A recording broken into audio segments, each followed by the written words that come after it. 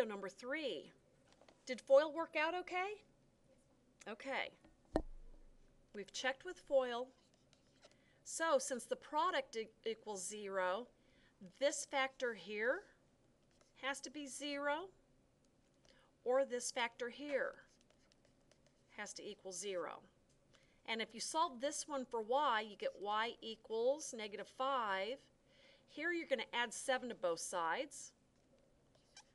2y equals 7, and then you're going to divide by 2. Y equals 7 divided by 2.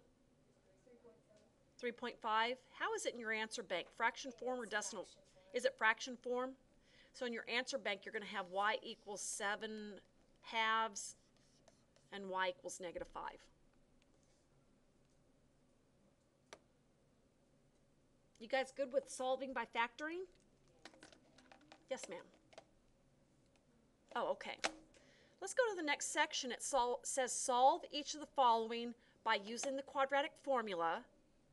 State the values of a, b, and c, and round your answers to the nearest what?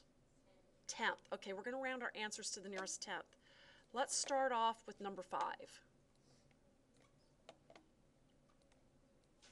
Okay. If you're watching this at home, I would just shut down the video right now and pretend this is part of your test. And see if you can't get your solutions and then double check the video. So shut it down right now and you guys work the problem. All right, if we're going to use a quadratic equation, first thing that we're going to do is put it in standard form, which it is. The second thing we're going to do is list our A, our B, and our C. What's your A? 2. What's your B? -7. What's your C? -1. And then we're going to carefully put it into the quadratic equation, which is this. All over 2A.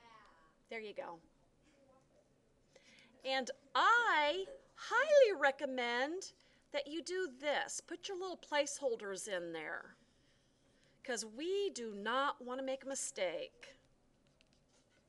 Oops, oops, oops, oops, like I just almost did. -4 times your A times your C. Do it like that. Now drop in your numbers. What are we going to use for B? -7 and -7. What are we dropping in for our A's? 2. And what are we dropping in for C? Okay. Now it comes down to number crunching, and you can make a lot of computation errors here, so be careful. Be careful. The opposite of -7, +7.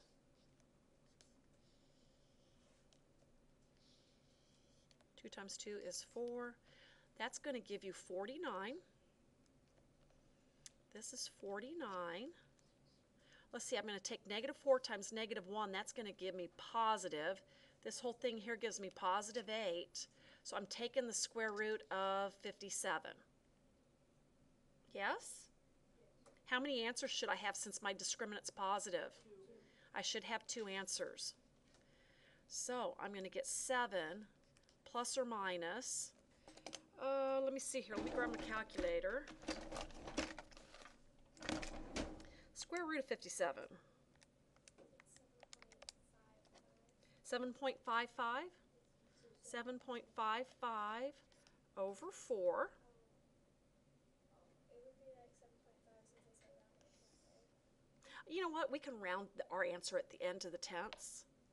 So it's 7 plus 7.55 over 4, and the other answer is going to be 7 minus 7.55 over 4.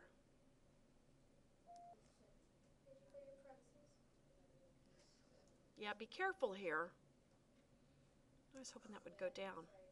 I'm going to have to write my answers over here.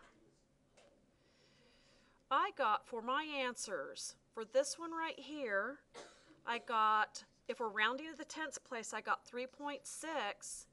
And on this one here, rounded to the tenths place, I got -0.1. Is that what you guys got? Okay, you've got to be careful.